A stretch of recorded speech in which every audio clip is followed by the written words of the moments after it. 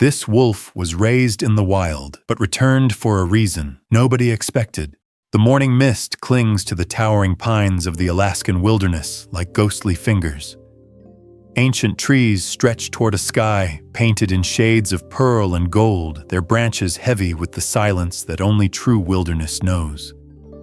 Somewhere in this vast expanse where civilization feels like a distant memory, stands a small log cabin.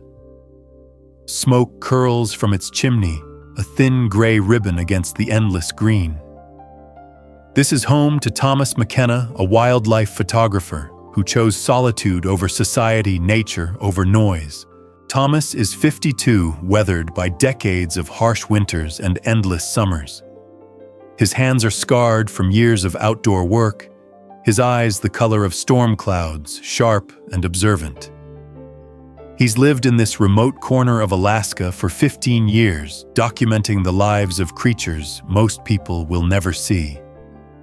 Bears, moose, eagles, and wolves, especially wolves. They fascinate him, these intelligent predators who live by codes older than human memory. On this particular morning, Thomas steps onto his porch with his usual cup of coffee, steam rising in the cold air. The forest is quiet, too quiet. His photographer's instincts, honed by years of reading nature's subtle signs, tell him something is different. Then he hears it. A sound that stops his breath cold. A whimper, soft and desperate, coming from the tree line just beyond his property. Thomas sets down his coffee and moves carefully toward the sound. 20 feet into the forest, he finds something that breaks his heart. A wolf pup, no more than 8 weeks old, lies trembling beneath a fallen log. Its gray fur is matted with mud and blood. One tiny paw is injured, swollen, and tender. The pup's yellow eyes, already showing the intelligence of its kind, look up at Thomas with a mixture of fear and desperate hope. There's no sign of the pack. No mother's scent, no tracks leading to safety. Just this small, helpless creature, abandoned by circumstance or tragedy. Thomas knows the rules of the wilderness. Don't interfere. Let nature take its course. But looking into those eyes, feeling the pup's tiny heartbeat racing against death, the rules crumble. He names the pup Storm for the tempest of emotions the little wolf brings into his ordered life. Thomas transforms his cabin into a makeshift nursery. He feeds Storm with a bottle, tends to the injured paw, creates a warm den in the corner of his living room. The pup is weak at first, barely able to lift his head. But Thomas doesn't give up. Night after night, he sits beside the makeshift den, watching over Storm like a guardian angel. Slowly, miraculously, Storm begins to heal. His paw mends. His fur grows thick and lustrous. His playful nature emerges as he tumbles around the cabin, chasing shadows and wrestling with old socks. Thomas documents everything, taking hundreds of photos and videos, capturing the daily miracle of a wild creature learning to trust, to hope to live. But Thomas knows this can't last forever. Storm is a wolf, not a dog. He belongs in the wild with his own kind, living by the ancient laws of the pack.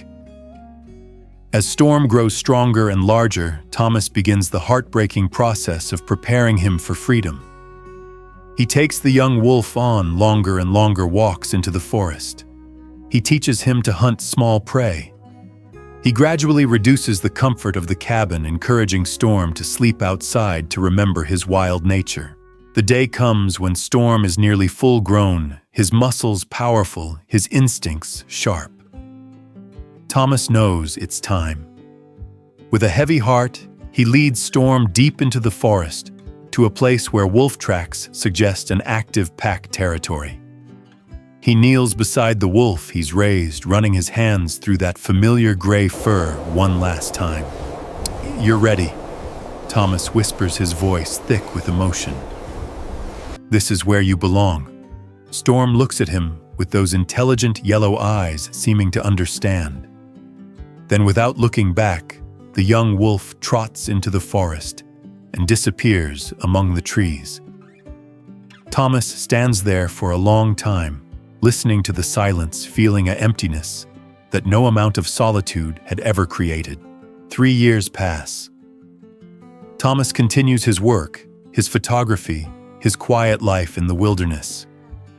He sometimes catches glimpses of wolves in the distance, always wondering if one of them might be Storm. But he never knows for certain. The forest keeps its secrets, and Thomas respects that boundary between wild and tame, between the life he gave Storm and the life Storm chose for himself. Then, on a morning much like the one when he first found the injured pup, Thomas hears something that makes his heart race. A howl, clear and strong, coming from just beyond his cabin.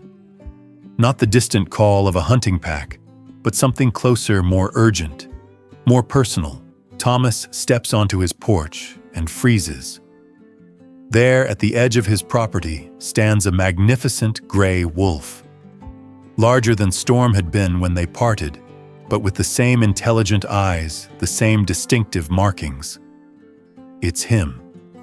Storm has returned, but Storm is not alone. Behind him, partially hidden in the shadows of the trees, Thomas can make out another shape. Smaller, darker, moving with obvious difficulty. Storm looks directly at Thomas, then back at his companion, then at Thomas again. The message is clear. Help. Thomas approaches slowly, his heart pounding. Storm doesn't retreat, doesn't show any of the wariness that wild wolves typically display around humans.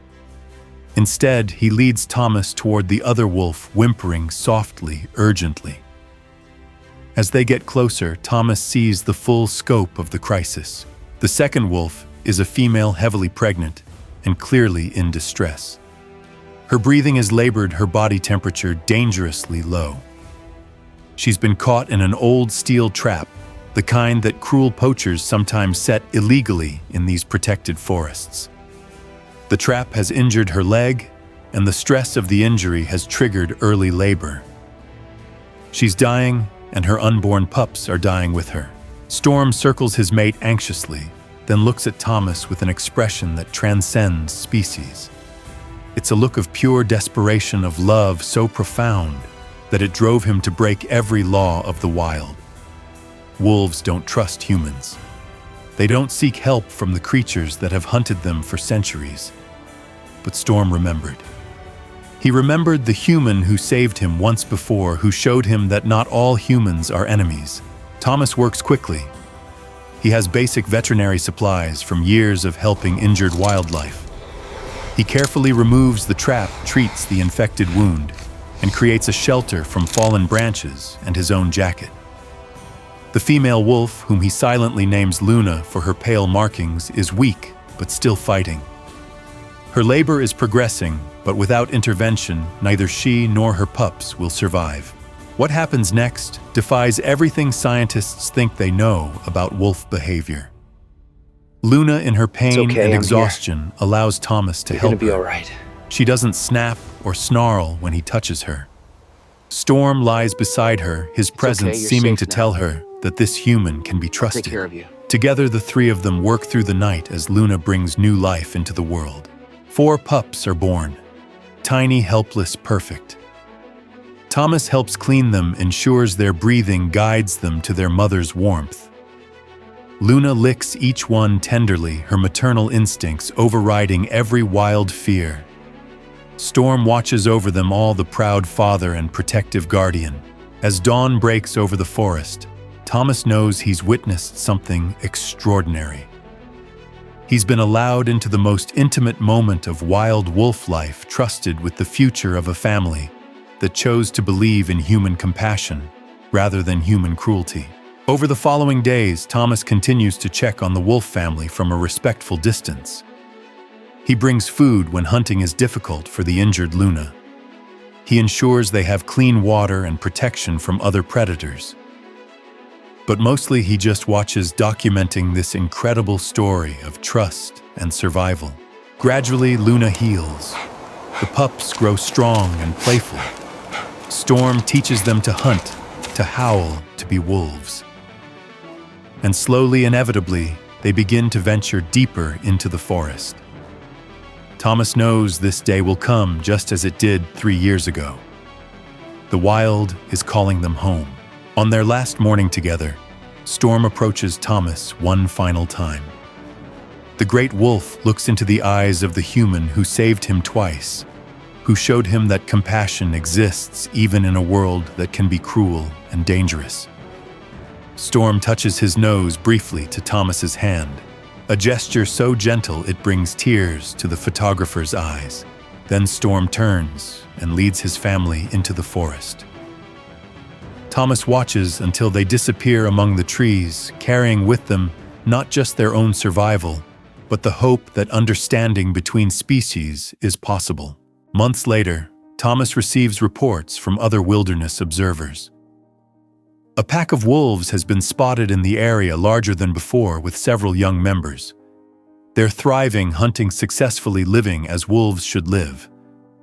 Sometimes the reports say the pack's alpha male can be seen watching human researchers from a distance, showing no fear, only calm assessment.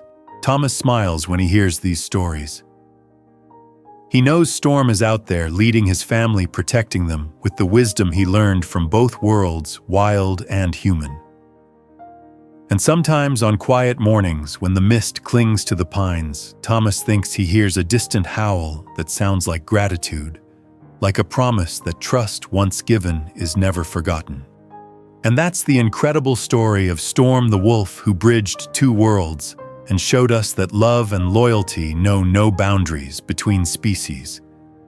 In a time when the relationship between humans and wildlife is often marked by conflict and misunderstanding, Storm's choice to trust reminds us that compassion can create connections we never thought possible. His return wasn't just about seeking help, it was about faith in the human capacity for kindness. If this story moved, you share it with someone who needs to believe in the power of trust and the bond between all living things.